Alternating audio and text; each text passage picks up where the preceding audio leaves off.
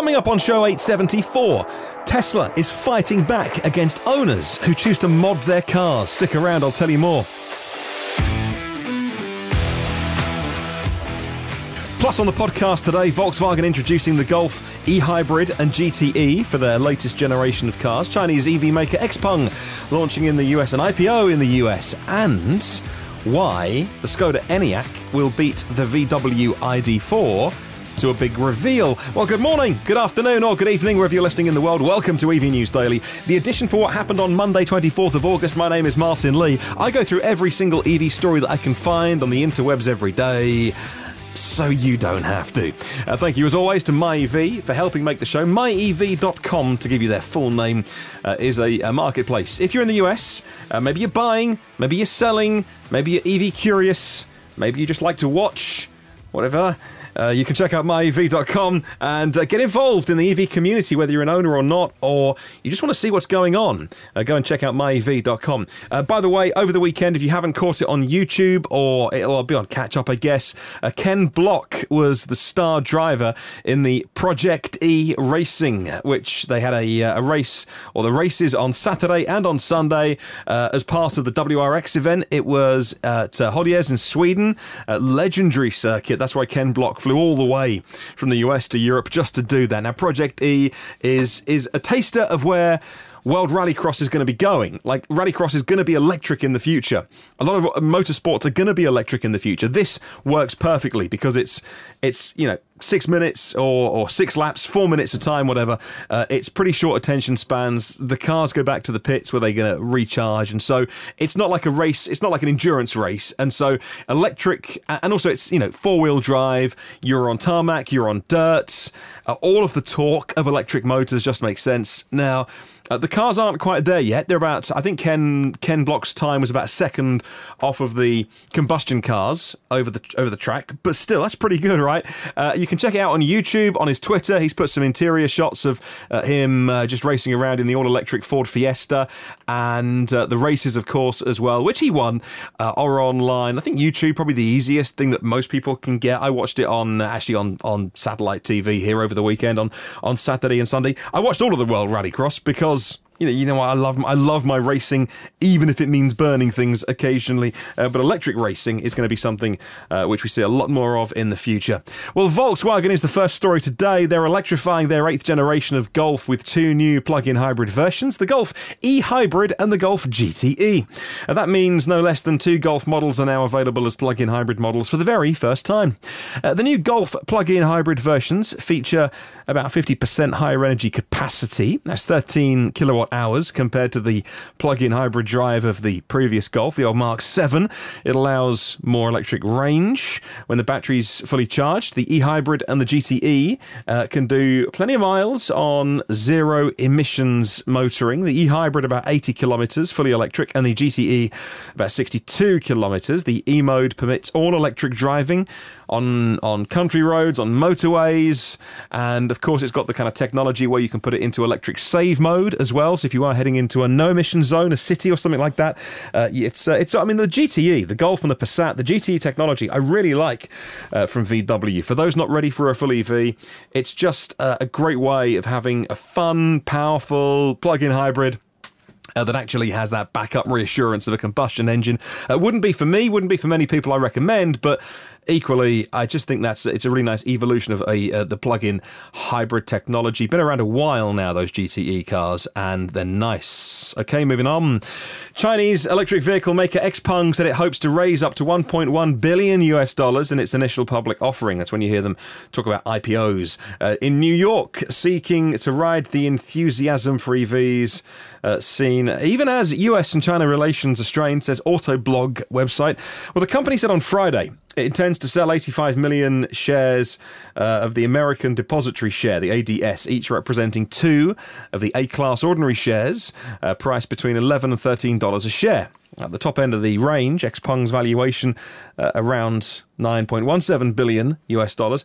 Share prices of all sorts of EV makers, Tesla the most famous one, been on a real run lately as a couple of things have happened. I think people have realized where we're going, the value of Tesla, the technology lead they've got in many cases. Also, retail investors have got involved, not needing to buy a whole share. That happened earlier this year, so that opened up the market for people who couldn't afford a whole share of Tesla to get a fraction. So that definitely had a big impact as well. There's obviously a bit of a bubble around it. Sorry if you're an investor and you don't think there is, but there is a bubble around Tesla. There is just a lot of heat around the company, but also NIO as well. NIO surged in recent months. Founded back in 2014, XPeng, based in Guangzhou, delivered their first car, the G3, to customers almost 2 years ago now, December 2018, and they launched a second model in April this year. The company manufactures cars in 2 factories in China.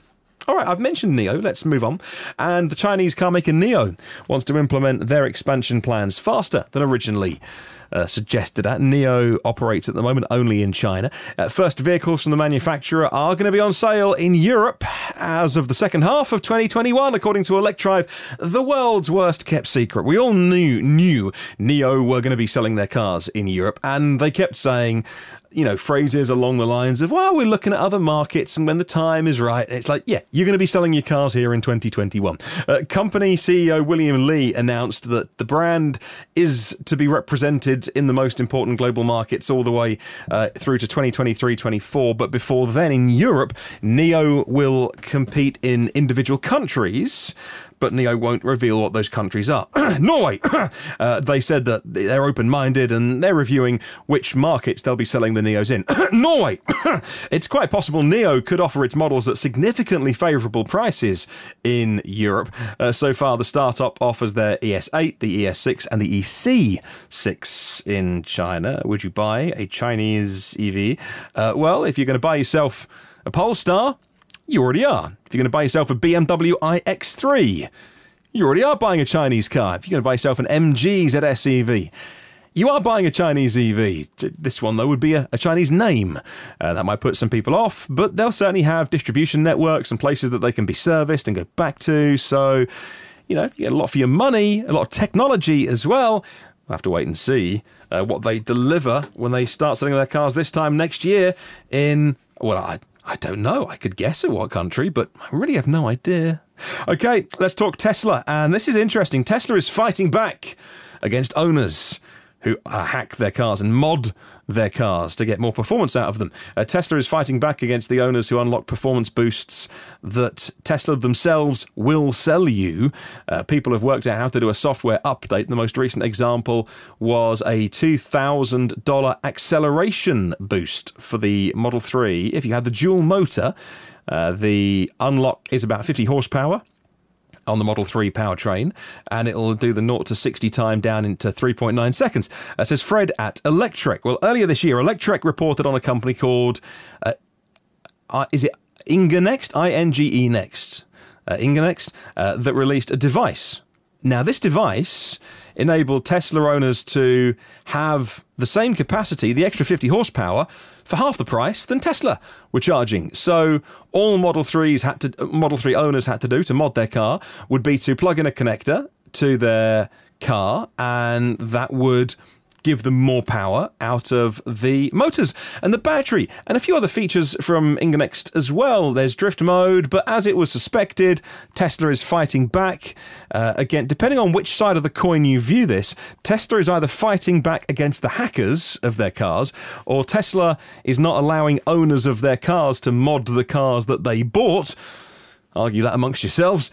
Tesla said that it's if you plug in this little module to get your 50 horsepower boost that you bought from a third-party company, it shows up on the display on the dash, well, the only screen in a Model 3, incompatible vehicle modification, and that stays on screen, and the notification will be stuck there, but the vehicle's perfectly drivable, but you can't get rid of it.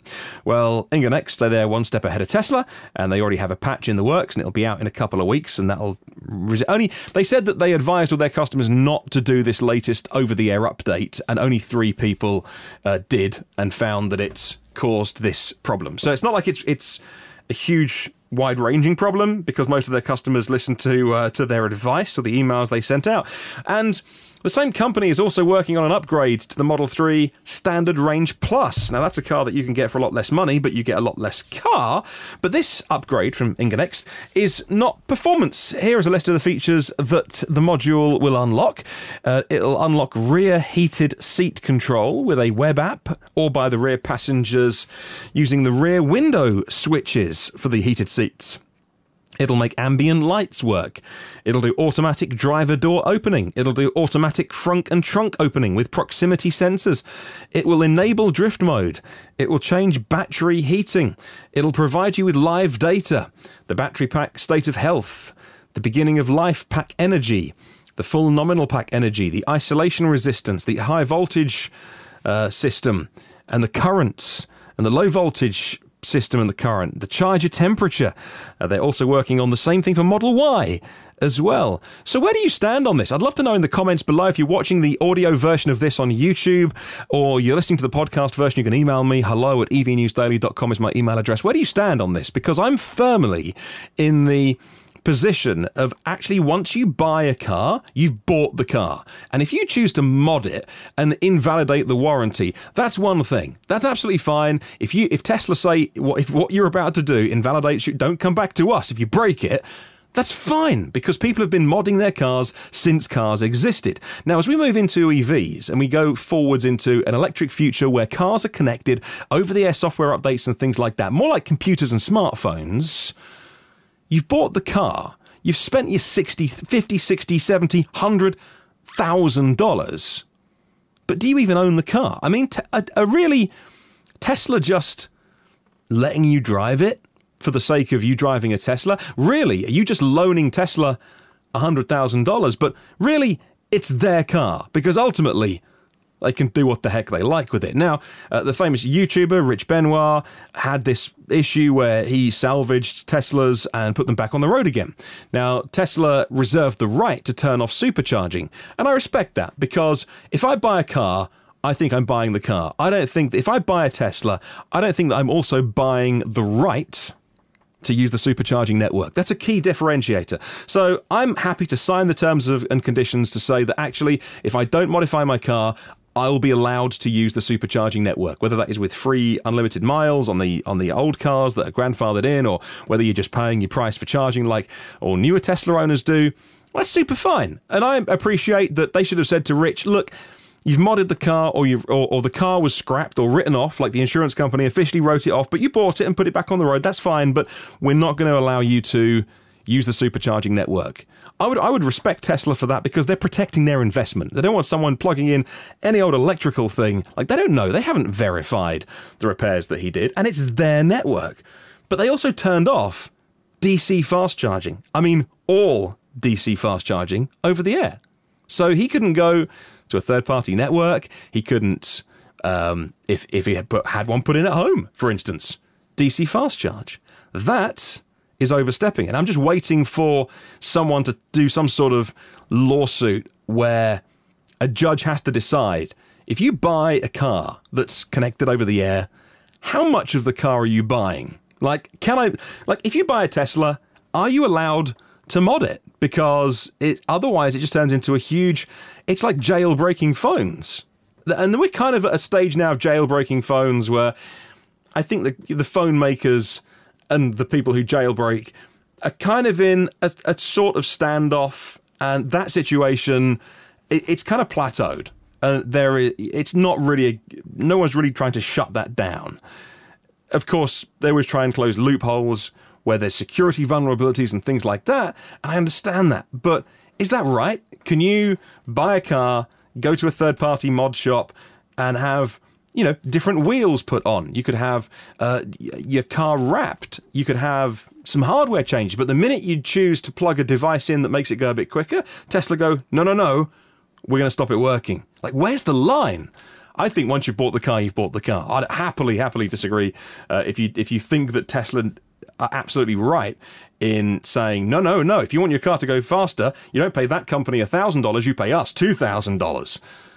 you know, it is an interesting debate to have. And we haven't had this with combustion cars yet because, you know, you didn't, yeah, no one was coming around. If you're a weekend warrior, sort of modding your car, an enthusiast, or putting on I don't know, like a bigger exhaust or something like that, or just, you know, third party or a bigger turbocharger, you know, no one from Subaru was coming around knocking on your door at the weekend and going, "I'm sorry, sir, we're taking the car back." So it's like, it's an interesting line. I'm so interested in this at the moment. It's a real hot topic, and I think I've worked out my thoughts, but I'd happily hear from you, by the way. It wasn't a rant, was it? I don't know what a rant is these days on the internet. I hope it wasn't ranty. It was just sharing my opinion. Anyway, I don't often do that, too many sidetracks on this podcast, but it's only because I want to know your thoughts on it. Like, what do you think about it? Because I might just be totally way out of line. Okay, let's move on and talk about Hubject Enel X, the Italian company, that when I talk to my Italian friends, they pronounce it Enel X. So I don't know how I should be saying it, but I'll do it the Italian way because that's the way my Italian friends say it. So Hubject has now selected Enel X, the financial services, a subsidiary of Enel X parent company, to provide financial services for payments between charge point operators. Now, on their e-roaming platform, which is the Intercharge e-roaming platform, what this will allow is charge point operators to communicate better. So if you're driving between countries, and this is different in America where there's really a couple of really big networks and it's fine, but in Europe, so many different charge point operators. According to Electrive, the service, which is called Intercharge Settlement, will provide an automated and future-proofed payment and invoicing solution available in all of the European countries by the end of the year. And it's a new service to reduce the business-to-business, like the back-end invisible process that happens when you plug in and charge your car. Hubject says the partnership is expected to facilitate e-roaming as a key enabler of the widespread adoption of electric vehicles. Staying in Europe, and Fiat are next in the news. Fiat has confirmed the UK pricing for the e-Ducato. It's a pure electric large van, starts at £47,500 without VAT and including the plug-in van grant. Does 148 miles on a charge with 2 battery options, says Next Green Car. 79 kilowatt hours for the 148 mile version. There's also a 47 kilowatt hour version that'll do 78 miles. Don't buy that. There's those figures, by the way, go up to 192 on the City WLTP test. It's the first entry into the electric van market for Fiat, although of course there is a Fiat 500e as well, pure electric version of that. DC fast charging 50 kilowatts, AC charging at 7 and 11 kilowatts on the big battery version of the panel van, which comes in 2 heights, 3 wheelbase verses, and the chassis cab is available in 3 lengths as well. Final story today, let's talk ŠKODA, or ŠKODA, depending how you want to say it, but it's got the little umlaut thing above S, so I'll go with ŠKODA. The ENYAQ IV is nearly ready for its electric launch. On September the 1st, next week, the ENYAQ IV will have its first 15 minutes of fame because it's getting its world premiere in Prague in the Czech Republic, according to Clean Technica. The car comes with an 11 kilowatt onboard charger for AC charging, 125 kilowatt level 3 DC fast charging, and the ENYAQ is basically the Volkswagen ID.4, which will be a bit cheaper with a ŠKODA badge on the front of it. And I used to own an Octavia back in the day, an estate as well, / wagon, as you may call it. I mean, great car, super rapid, 1.8 turbo, all Audi bits inside. It was just the best car for a couple of years we had, and rapid. And so I'm a big fan of the brand, and it's come a long way, and it is, these days, I think, a much rehabilitated brand, but also, notice, they are getting the publicity before the actual VW mothership brand launched their ID.4 later in September. Well, the CEO of ŠKODA, Bernhard Meyer, says, and I quote, "The ENYAQ IV marks the beginning of a new era for ŠKODA. It is the figurehead of our e-mobility campaign. At the same time, the interior space, the superior interior space, a trend-setting design and maximum functionality is reaching a new level. Our first all-electric e-model based on Volkswagen Group's modular electric car platform will be built at our main plants in Mlada Boleslav, at the heart of ŠKODA. It is an important step towards securing our future of the location and safeguarding jobs in the region," end quote. So there you go. I'm looking forward to that car, actually, because if it comes in a bit cheaper than the VW ID.4, basically the same car as the ID.4, it's something that will be a very serious competitor in that whole Model Y space. It'll be on the market before the Model Y, because Europeans won't be able to get a Model Y before they start making them at the Berlin Gigafactory. So if it comes first to market and it's at a good price and from a brand that people will buy, maybe they've been leasing or financing their cars and they just go back to their dealer and like, what have you got? Right, my 3-year term has come up. What have you got? And they go, oh, we've got this and this is the new electric one. I think that's how a lot of people who are brand loyalists will end up in these cars. Not because they're electric car fans, but because their finance runs out. They go back and be like, okay, what do you got now? And I'll sign up and all right, I'll have the electric one. So we'll wait and see. I'm excited for this car, and it's just that popular SUV, small SUV crossover shape, which I don't really get personally, even with a little fella now and a pushchair. And it seems all of the stuff that needs to come with a young'un is ridiculous. But our Zoe is a little bit small for that, I must admit. But it's the kind of car, like this SUV shape is the kind of car we need as a new family. I don't think I particularly want to get inside it every day and drive it, but I understand the practicality, and it'll sell like hotcakes. Well, that's your show for today. Hope you enjoyed it. If you want, you can contact me about any of the things I've talked about on the YouTube comments or the email address hello@evnewsdaily.com. There are 873 shows in the archive. Hey, thanks to my premium partners on Patreon. That'll be you, Phil Roberts, of Electric Future, EF.Energy. You're going to check out what Phil does. You hear his name every day. What does he do? Check out EF.Energy. Brad Crosby, you hear his name every day. Avid Technology, big tech company here in the UK, avidtp.com. Porsche of the Village in Cincinnati, Audi of Cincinnati East, Volvo Cars of Cincinnati East, nationalcarcharging.com, and in Hawaii, alohacharge.com. And now, Derek Riley from the EV Review Ireland YouTube channel. Have a wonderful day. Catch you tomorrow, and remember, there's no such thing as a self-charging hybrid.